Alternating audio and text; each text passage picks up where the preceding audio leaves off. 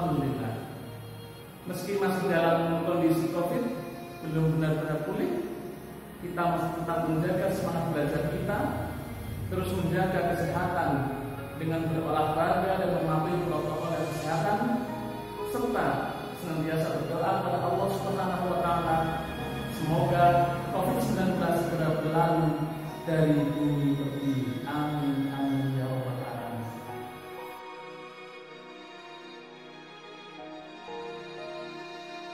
Pertumbuhan ilmu pengetahuan pada masa Daulah Abbasiyah.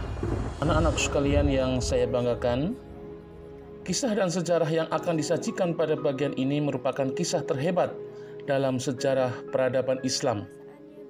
Kisah yang dimaksud adalah mengenai tumbuh suburnya ilmu pengetahuan pada masa Daulah Abbasiyah yang berpusat di Baghdad, Irak. Puncak dari masa kemasan itu ditandai dengan tumbuh suburnya ilmu pengetahuan pada abad ke-8. Saat itu para ilmuwan muslim sangat produktif dan menjadi pelopor perkembangan ilmu pengetahuan di dunia. Popularitas Daulah Abbasiyah mencapai puncaknya di zaman Khalifah Harun ar-Rasyid dan putranya Al-Ma'mun. Kekayaan negara banyak dimanfaatkan Harun ar-Rasyid untuk keperluan sosial dan mendirikan rumah sakit, lembaga pendidikan dokter, dan farmasi. Bayangkan, pada masa itu sudah terdapat paling tidak sekitar 800 orang dokter. Di samping itu, pemandian umum juga dibangun. Bidang kesejahteraan, sosial, kesehatan, pendidikan, ilmu pengetahuan, dan kebudayaan, serta kesusastraan berada pada zaman keemasannya. Pada masa inilah negara Islam menempatkan dirinya sebagai negara terkuat dan tak tertandingi. Al-Ma'mun, pengganti Harun ar-Rasyid, dikenal sebagai khalifah yang sangat cinta kepada ilmu filsafat. Pada masa pemerintahannya, penerjemahan buku-buku asing digalakan. Untuk menerjemahkan buku-buku Yunani, ia menggaji penerjemah-penerjemah dari golongan Kristen dan penganut agama lain yang ahli. Ia juga banyak mendirikan sekolah. Salah satu karya besarnya yang terpenting adalah pembangunan Baitul Hikmah, pusat penerjemahan yang berfungsi sebagai perguruan tinggi dengan perpustakaan yang besar. Pada masa Al-Ma'mun inilah Baghdad mulai menjadi pusat kebudayaan dan ilmu pengetahuan. Mari kita renungkan betapa harum citra dunia Islam waktu itu. Kaum muslimin sangat disegani oleh pergaulan di seluruh dunia. Waktu itu umat Islam identik dengan ilmu pengetahuan. Kemajuan di berbagai bidang ilmu pengetahuan selalu dipelopori dari kalangan kaum muslimin. Hal ini dilakukan karena Al-Quran dan Al-Hadis menjadi sumber inspirasi dan motivasi. Akankah masa kejayaan dan kemajuan tersebut pada saatnya dapat terulang kembali? Jawabannya tentu ada pada benak para generasi muda Islam, termasuk kalian. Anak-anak sekalian yang saya banggakan, sekarang kita masuki materi yang pertama, pemerintahan Daulah Abbasiyah. Pemerintahan Daulah Abbasiyah merupakan kelanjutan dari pemerintahan Bani Umayyah. Pendiri Daulah Abbasiyah ini adalah Abdullah al-Soffah ibnu Muhammad ibnu Ali ibnu Abdullah ibnu al-Abbas. Pola pemerintahan yang diterapkan oleh Daulah Abbasiyah berbeda-beda sesuai dengan perubahan politik, sosial, dan budaya.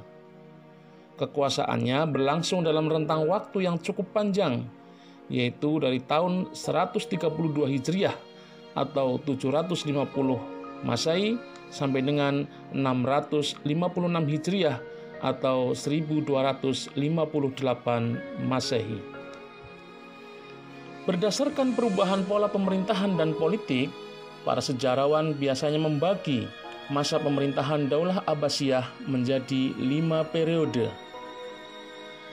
Periode pertama yaitu tahun 750 sampai dengan 847 Masehi. Disebut periode pengaruh Arab dan Persia pertama. Periode kedua yaitu tahun 847 sampai dengan 945 Masehi. Disebut periode pengaruh Turki pertama. Periode ketiga yaitu tahun 945 sampai dengan 1055 Masehi.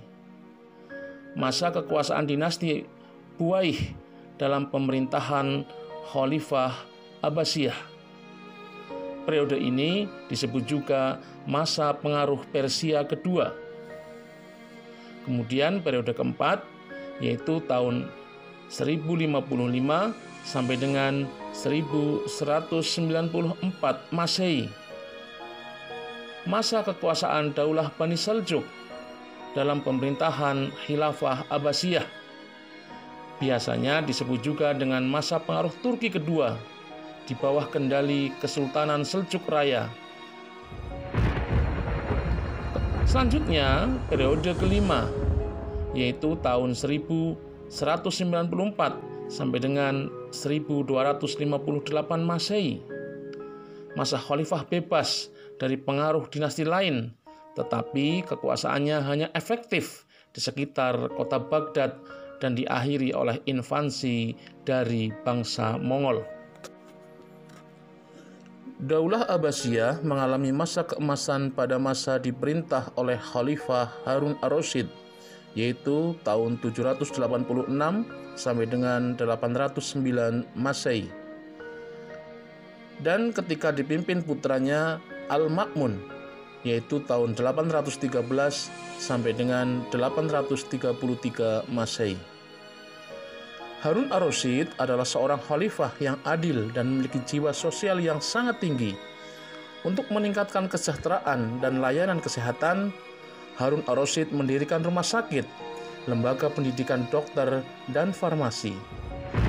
Pada masa pemerintahannya sudah terdapat paling tidak sekitar 800 orang dokter. Harun ar-Rasyid juga membangun tempat-tempat untuk pemandian umum untuk rakyatnya. Sungguh, pada waktu itu kesejahteraan sosial dan kesehatan menjadi perhatian serius pemerintah. Untuk mendukung terwujudnya kemajuan tersebut, pemerintah mendorong tumbuhnya ilmu pengetahuan melalui sektor pendidikan. Perhatian pemerintah terhadap masalah pendidikan dan ilmu pengetahuan berlanjut pada saat Daulah Abbasiyah dipimpin oleh Khalifah Al-Ma'mun. Al-Ma'mun juga dikenal sebagai khalifah yang sangat cinta kepada ilmu filsafat. Pada masa pemerintahannya, penerjemahan buku-buku asing digalakan. Untuk keperluan penerjemahan ini, ia mendirikan lembaga yang bernama Baitul Hikmah sebagai pusat penerjemahan sekaligus berfungsi sebagai perguruan tinggi dengan perpustakaan yang besar. Lembaga pendidikan yang ada pada masa Daulah Abbasiyah terdiri dari dua tingkat, yaitu 1. Maktab atau kutab dan masjid. Lembaga ini merupakan lembaga bacaan, hitungan, dan tulisan, serta tempat para pemuda belajar dasar-dasar ilmu agama seperti ilmu tafsir, ilmu hadis, fikih, dan bahasa Arab. Yang kedua, tingkat pendalaman, yaitu bagi para pelajar yang ingin memperdalam ilmunya. Bagi anak penguasa, pendidikan bisa berlangsung di istana dengan memanggil para ulama atau para ahli di bidangnya.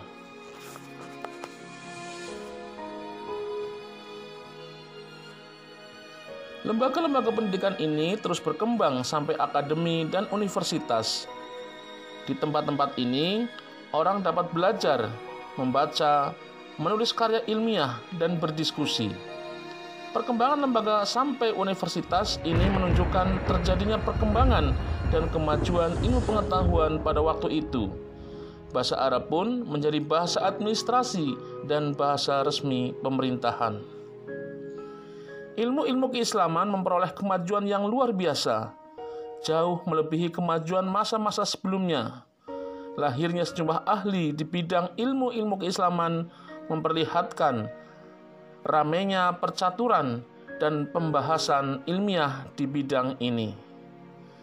Peletakan dasar-dasar metodologi hampir seluruh disiplin agama dirumuskan pada masa ini. Teori tentang penelitian hadis muncul dan berkembang sejalan dengan pelacakan sabda-sabda Nabi yang bertebaran di berbagai tempat oleh para peneliti yang telah menghimpun dan menganalisisnya.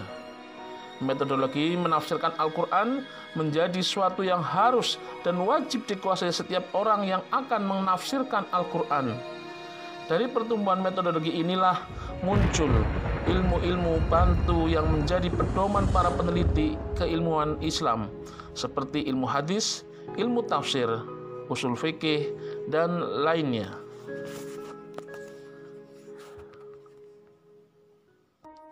Perkembangan ilmu pengetahuan pada masa Daulah Abbasiyah.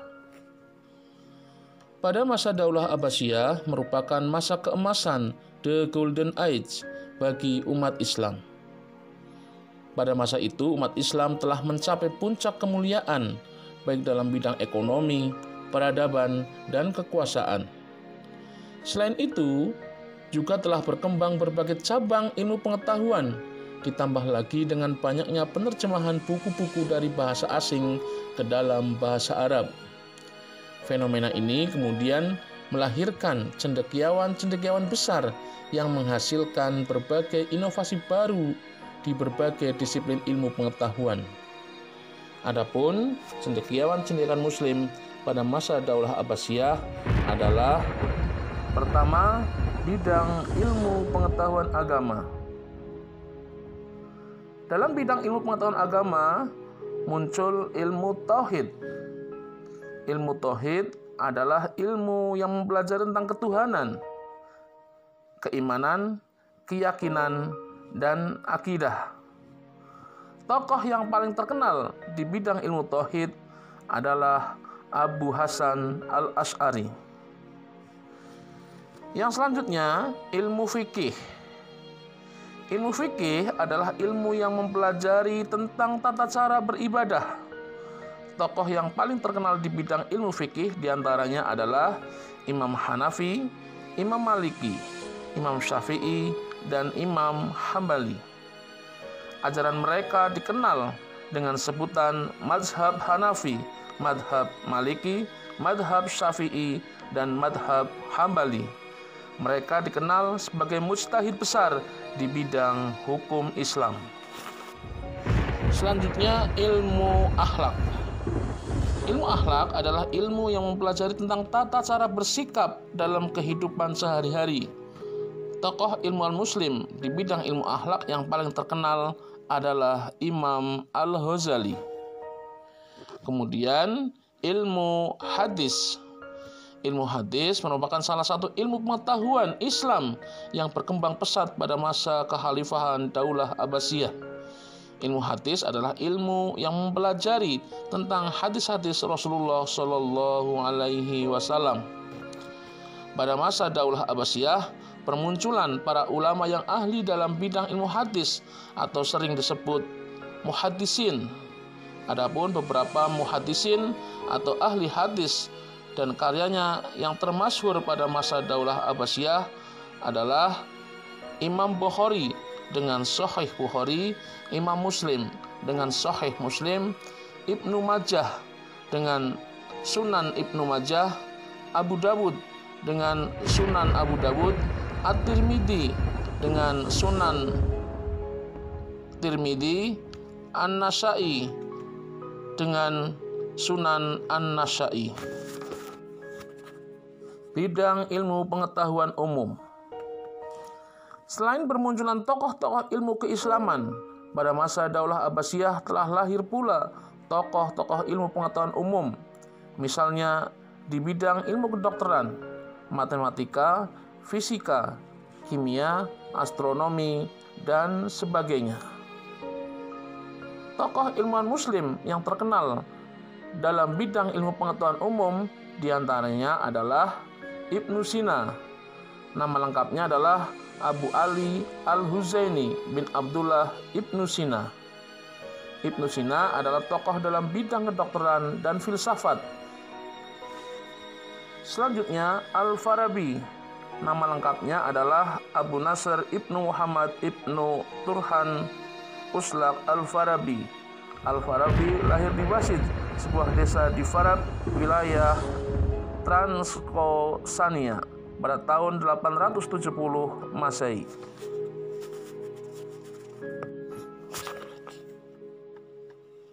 Perkembangan kebudayaan pada masa Daulah Abbasiyah. Pusat peradaban Islam pada masa Daulah Abbasiyah adalah A. Kota Baghdad. Kota Baghdad merupakan ibu kota negara kerajaan Abbasiyah yang didirikan oleh Khalifah Abu Ja'far Al-Mansur, yaitu tahun 754 sampai dengan 775 Masehi. Kota ini terletak di tepian sungai Tigris. Masa keemasan kota Baghdad terjadi pada pemerintahan Khalifah Harun ar-Rasyid dan anaknya Al-Ma'mun. Berikutnya kota Samara. Letaknya di sebelah timur sungai Tigris yang berjarak kurang lebih 60 km dari kota Baghdad. Di kota ini terdapat 17 istana mungil yang menjadi contoh seni bangunan Islam di kota-kota lain. Kemajuan yang dicapai tidak hanya mencakup kepentingan sosial saja, tetapi juga peradaban di semua aspek kehidupan, seperti administrasi pemerintahan dengan biro-bironya, sistem organisasi militer, administrasi wilayah pemerintahan, pertanian, perdagangan, dan industri. Islamisasi pemerintahan, kajian dalam bidang kedokteran, astronomi, matematika, geografi, historiografi, filsafat Islam, teologi, hukum, dan etika Islam, seni sastra, dan penerjemahan, serta pendidikan, kesenian, arsitektur, meliputi pendidikan dasar atau kutab, menengah dan perguruan tinggi, perpustakaan dan toko buku, media tulis, seni rupa, seni musik, dan arsitek.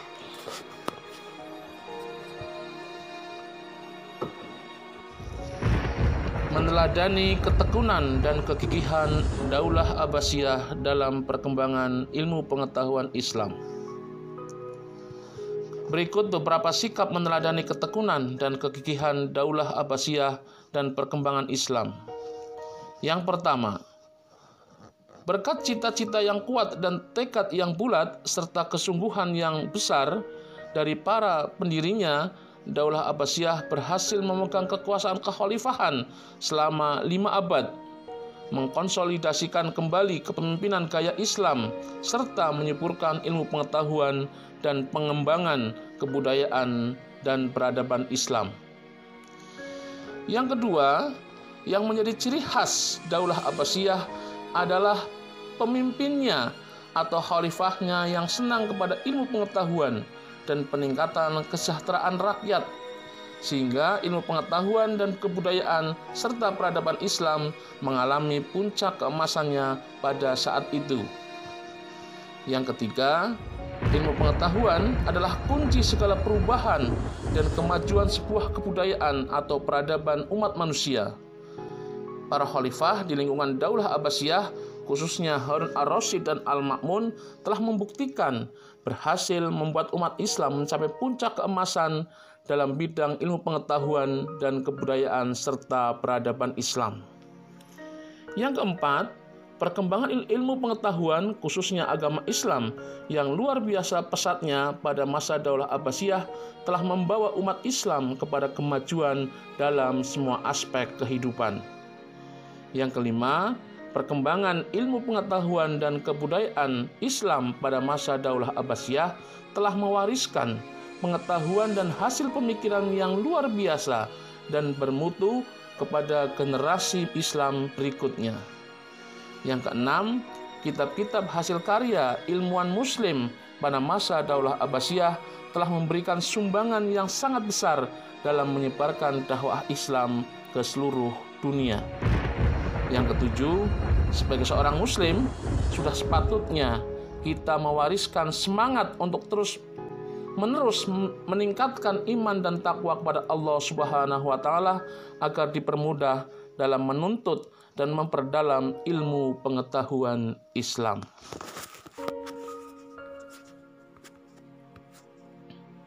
Anak-anak sekalian yang saya banggakan, demikian tadi rangkuman materi sejarah pertumbuhan ilmu pengetahuan pada masa Daulah Abbasiyah.